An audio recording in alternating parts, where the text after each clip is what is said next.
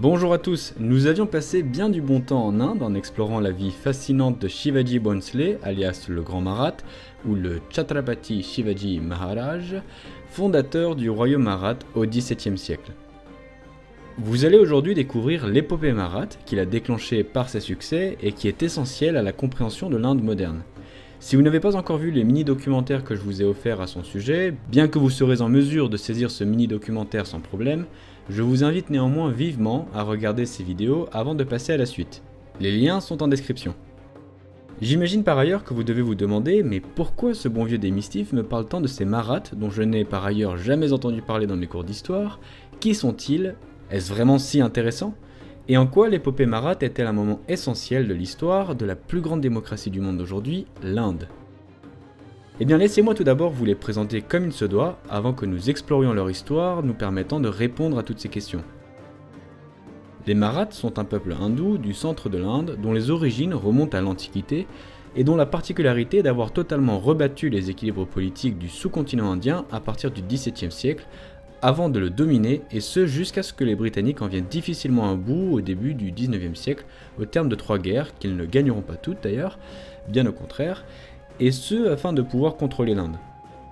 Par ailleurs, afin d'éclaircir ce point et de répondre aux questions qui m'ont été posées dans les mini-documentaires concernant Shivaji, le terme de Marathe en français désigne à la fois le peuple marathi, partageant une culture et un territoire, le Maharashtra, et la caste dirigeante et guerrière que l'on appelle Maratha dans la langue locale. Donc si on le prononce à la française, Maratha. Si vous souhaitez avoir des éclaircissements concernant le fonctionnement du système de caste en Inde, je vous ai également mis le lien vers le mini-documentaire que je vous ai proposé à ce sujet en description. Maintenant que les choses sont claires, entamons donc notre fascinant voyage dans le temps qui nous emmène dans le sous-continent indien du XVIIe siècle. A l'époque, la grande puissance du territoire est l'Empire moghol, un empire islamique descendant des Timourides s'étant établi aux dépens du sultanat de Delhi dans le sous-continent au début du XVIe siècle. Par ailleurs, l'Inde est en grande partie occupée par des forces islamiques, les musulmans s'étant petit à petit emparés d'abord d'une part importante du nord de l'Inde, puis diverses dynasties ont essaimé un peu partout dans le sous-continent. Les relations entre les musulmans et les religions locales telles que l'hindouisme, ultra majoritaire à l'époque et encore pratiqué par une vaste majorité de la population indienne de nos jours, sont particulièrement tendues, et ce contrairement à certains fantasmes, du fait de l'intolérance de l'islam pratiqué par les conquérants, avec l'exception notable de certains mouvements soufistes et de l'empereur moghol Jalaluddin Muhammad Akbar. L'épopée marathe débute en 1645 avec la formulation du Hindavi Svaraja, c'est-à-dire littéralement l'autogouvernance hindoue, par un jeune marathe du nom de Shivaji Bhonsle. Le Hindavi Svaraja est une notion davantage politique que religieuse, le principe central étant que les hindous, très largement majoritaires, doivent diriger leurs terres, et non plus les musulmans qui s'étaient lentement mais sûrement imposés par la force sur une part importante du territoire. Comme je vous le disais en introduction, j'ai abordé en détail l'extraordinaire vie de Shivaji Bhonsle, aujourd'hui encore surnommé le Grand Marathe du fait de ses exploits, et ne l'aborderai donc pas dans ce documentaire. Néanmoins, ce qu'il faut savoir afin de comprendre la suite, est qu'en partant de la ville de Pune dans le Maharashtra, tel que cela s'affiche à l'écran, il a avec bien peu de moyens triomphé du sultanat de Bijapur et du puissant empire moghol afin de fonder le royaume marathe en 1674 et d'être couronné Chhatrapati, c'est-à-dire en français si l'on veut traduire l'idée derrière cette notion, le dirigeant des dirigeants et le grand roi. Il décède en 1680 et c'est alors son fils, Sambhaji, qui s'empare du pouvoir. La suite de l'épopée marathe s'est faite en 2 phases. Une première de résistance face aux États islamiques voisins, menée par la descendance de Shivaji, et une seconde phase d'expansion du royaume puis de l'empire, menée par les Peshwas, c'est-à-dire les premiers ministres maraths. Je vais donc commencer par vous brosser l'histoire des descendants de Shivaji, combattant farouchement pour l'indépendance du royaume fondé par leur illustre ancêtre, mais également, et sans surprise, pour leur propre pouvoir, avant d'entamer leur redoutable montée en puissance marathe. Quelques mois après le décès du Chhatrapati Shivaji, c'est en janvier 1681 que son fils aîné, Sambhaji, s'empare par la force de la couronne marathe. Homme à la réputation fière, brutale et lubrique, il fait un piètre chef d'État, ayant pour conséquence la désorganisation du royaume marathe au cours de son règne, de nombreuses divisions internes et l'affaiblissement du rôle de Chhatrapati. Néanmoins, le Chhatrapati Sambhaji était un guerrier redoutable et absolument exemplaire une fois sur le champ de bataille, se portant au cœur du combat et supportant les mêmes difficultés que rencontrent ces hommes. Il le prouva de nombreuses reprises alors que son royaume dut rapidement faire face à l'invasion du territoire par l'empire moghol, prompt à repasser à l'attaque dès que la nouvelle de la mort de Shivaji parvint à la cour impériale. Cette fois, c'est l'empereur Aurangzeb en personne, le dernier des grands moghols, qui mène la campagne, afin de mettre fin une bonne fois pour toutes au problème marathe, tout en annexant les sultanats moribonds du Décan. La première campagne, rythmée comme toutes les campagnes militaires en Inde par la saison des pluies, débute en fin 1681 et oppose une vaste armée moghole, que l'on peut estimer autour de 100 000 hommes sur place, au royaume marathe en ayant mobilisé environ 50 000 répartis dans tout le royaume et sur plusieurs fronts. Cette campagne se solde en avril 1683 par un échec pour les Moghols qui ne parviennent pas à durablement prendre pied et dont l'un des symboles est le siège du fort de Ramsej, où une garnison marathe ayant bricolé des canons en évidant des troncs d'arbres et créant des boulets en peau d'animal, vous conviendrez que c'est ingénieux, résiste avec bravoure et succès à toute la puissance moghole. La seconde campagne de fin 1683 à début 1684 est également un échec, lié à la fois à l'incompétence du général moghol en charge des opérations et au succès du harcèlement marathe, coupant les lignes de ravitaillement moghol, affamant l'armée impériale qui sera ensuite décimée par une épidémie. Néanmoins, la troisième campagne sera la bonne. Les Moghols s'étant emparés des sultanats du Décan, c'est-à-dire du centre de l'Inde, sont désormais au pic de leur puissance. Ils tentent à nouveau le coup fin 1686, défont de manière décisive les Marathas à la bataille de Wahi en 1687 et capturent le Chhatrapati Sambhaji en 1689, qui est alors exhibé dans le camp moghol, puis amené à l'empereur Aurangzeb.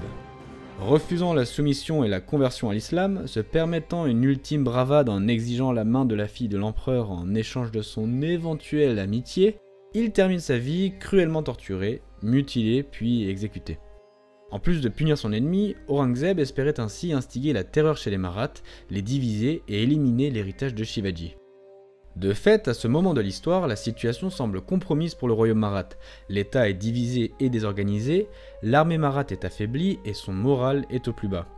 Ajoutez à cela l'atroce mise à mort de Sambhaji, ainsi que la capture de son épouse, de son fils Shahu, qui aurait dû monter sur le trône, et d'une bonne part de son entourage, c'est très clairement une situation qui ne prête pas à l'optimisme. Mais ce serait mal connaître l'incroyable résilience marathe qui est une des raisons pour lesquelles je parle d'eux aujourd'hui. Alors que l'on aurait pu sans trembler parier sur un effondrement du royaume marathe, il se produit tout le contraire. Dès que la cour marathe apprend les terribles conditions de la mort de Sambhaji, Sambhaji est élevé au rang de Dharmavir, c'est-à-dire protecteur de l'hindouisme et martyr. Ensuite, les Marathas couronnent un autre fils de Shivaji, du nom de Rajaram, avant de le mettre en sécurité dans une région voisine afin qu'aucun souverain musulman ne puisse mettre la main dessus. La guerre qui s'essoufflait au moment de la mort de Sambhaji reprend alors de plus belle. Sous les ordres des généraux Marathas, en particulier Santaji Ghorpade et Danaji Jadhav, les Marathas parviennent à reprendre du poil de la bête et déclenchent une forme de guerre totale, particulièrement rude pour les populations civiles des deux camps, mais redoutablement efficace. Ces derniers appliquent le Ganimi Kava, signifiant victoire par la ruse en marathi, qui est une logique militaire marathe se jouant à la fois à l'échelle stratégique et tactique. Cette approche, véritablement initiée sous Shivaji et perfectionnée au cours du règne de ses successeurs, consiste à compenser une infériorité à la fois numérique et en équipement, en s'appuyant sur une forte mobilité des troupes et en faisant usage de différentes ruses et tactiques dans le but de désorganiser un ennemi plus puissant pour ensuite pouvoir le vaincre. En des termes plus simples, cela s'apparente vaguement certes à de la guérilla, mais à plus grande échelle, s'appuyant sur une armée rapide et disciplinée. Le Chhatrapati Rajaram décède en 1700 et c'est son fils Shivaji II, qui n'était alors qu'un tout jeune enfant, qui monte sur le trône sous la régence de sa mère, la Maharani Tarabai.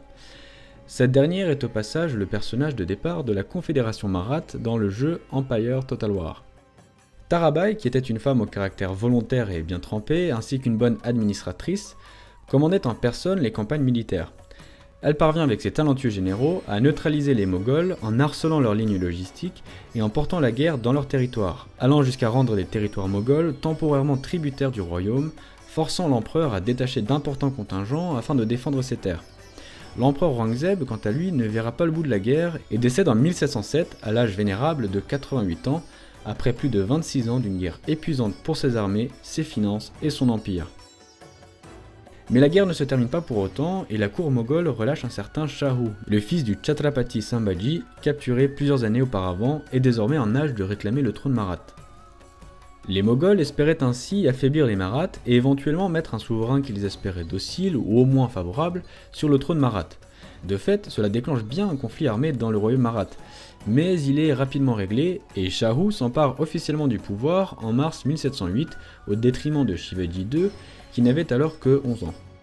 L'année suivante, en 1709, les Moghols en pleine guerre civile où de nombreux camps s'affrontent soit pour le trône de l'Empire ou pour leur indépendance, reconnaissent officiellement Shahu, mettant ainsi fin à la guerre qui avait de fait quasiment cessé avec la prise de pouvoir de ce dernier.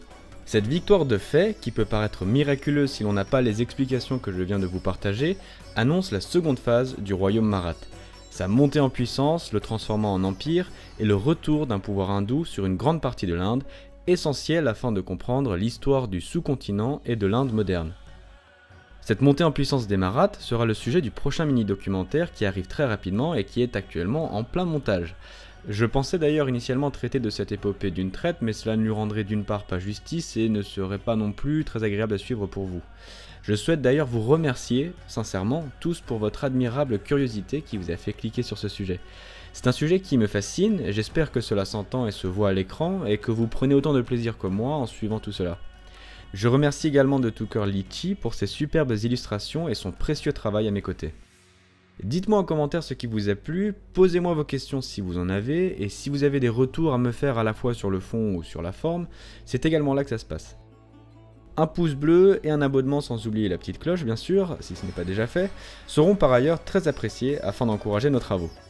Il est également possible de nous soutenir via Utip et Tipeee me permettant de financer le travail de Litchi, l'accès à certaines sources, ainsi que les longues et nombreuses heures que je passe sur ces contenus. Encore d'immenses merci à vous tous d'avoir regardé ce contenu, partagez ce documentaire avec vos proches et sur vos réseaux sociaux, afin de leur permettre de découvrir l'histoire des Marathas. Et surtout, gardez votre intérêt et passion pour l'histoire. On se retrouve très vite pour la suite, et d'ici là je vous invite à jeter un œil aux excellentes chaînes du label Hérodote dont je fais partie, je vous ai mis le lien vers le site du label en description. A très bientôt.